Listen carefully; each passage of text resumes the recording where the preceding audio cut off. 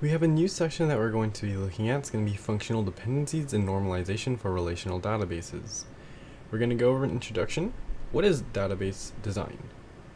So far, in the playlist linked below the like button, we've gone over user requirement, ER mapping, relational model, and then to our SQL code. So an introduction is, what is relational database design? It's the grouping of attributes to form relational schemas. What are good relational design? Well, we use formal measures, which we're going to go over, to evaluate this and to implement this. And to implement this, we use functional dependencies. Now let's talk about functional dependencies and go over an example. Functional dependencies are constraints that have been derived from meaning and interrelationships of data attributes. A function dependency is a property of the semantics or meaning of the attributes. So we have the definition of functional dependency. A functional dependency is denoted by x going to like a y. Between the two sets of attributes x and y are subsets of R. And this specifies a constraint on the possible types that can form a relation state R, which is little r, and then an uppercase R. The constraint is that any of the two tuples, so like t1 and t2, have like a t1x equal to t2x. So both have the same attributes. And they must also then have t1y equal to t2y. So they must have multiple of the same attributes to be in something like this. Now let's look at an example to really clarify this. For an FD example, a set of attributes, x, functionally determines a set of attributes y. If the value of x determines a unique value for y, so we have like our social security number, it functionally determines the employee's name. We have the social security number before the employee name, so we have some social security number going to the E name, employee name.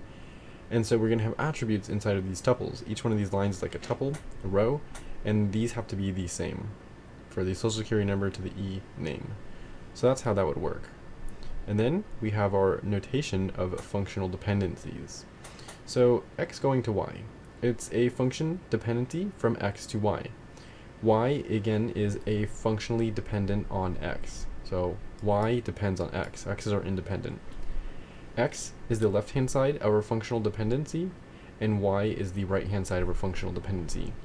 X going to y holds if whenever two tuples have the same value for x, and they must also have the same value for y. A functional dependency is a property of the relation schema R, not a particular legal relation state, little r to big R. So x going to y in R specifies a constraint on all relationship instances.